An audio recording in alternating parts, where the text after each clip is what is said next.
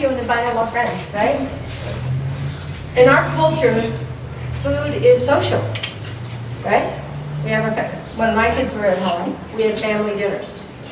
You know, we sat around the dinner table, we'd sit there for an hour afterwards, you know, we'd pray together and then eat, and then we'd sit around and have, well, how was your day, and all these conversations. It was a very social thing. It wasn't about the food, it was about the time together. You go on a date to dinner. You're not there because, oh, this is such a great restaurant, right? You're there to socialize. You go to Starbucks with your friends.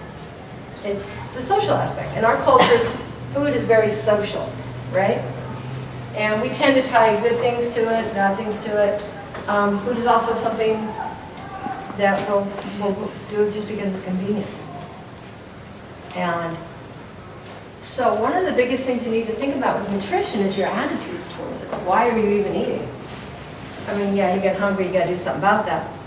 But, you know, I give you a protein bar and you're done for the day, then, I mean, when they're in the spaceship up there, they don't have 3-course meals. They eat very compact, high-density, high-nutritious food, right? That's nothing that we all want to do. We could all live on those MRIs that they eat in the battlefield. Do we want to? No, it's probably better for us than most of the garbage we eat, right?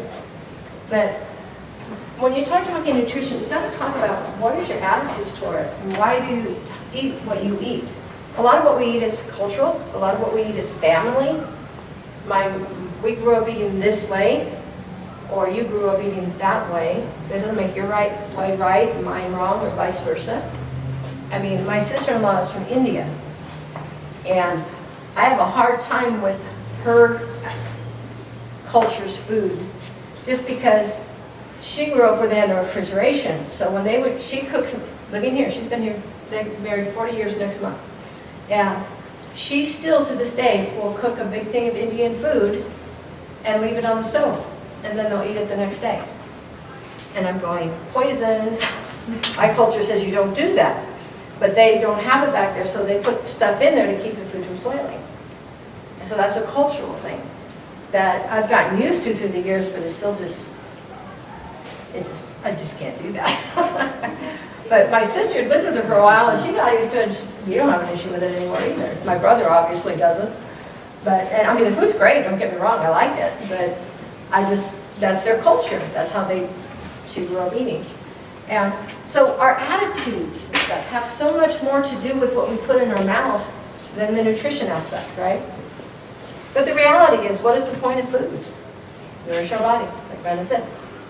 I need so many calories a day, I need so many nutrients a day, I need so much protein, so much carbs, so much fats, and a certain type of fat, and that's all I need. Everything else that goes with that is has to do with the way we think. And so when you're talking about that, you need to realize what your attitudes are towards food. Sometimes they're healthy, sometimes they're not. In our culture, we also tend to eat when we're unhappy, eat when we're bored, which in other countries there's no such thing as bored.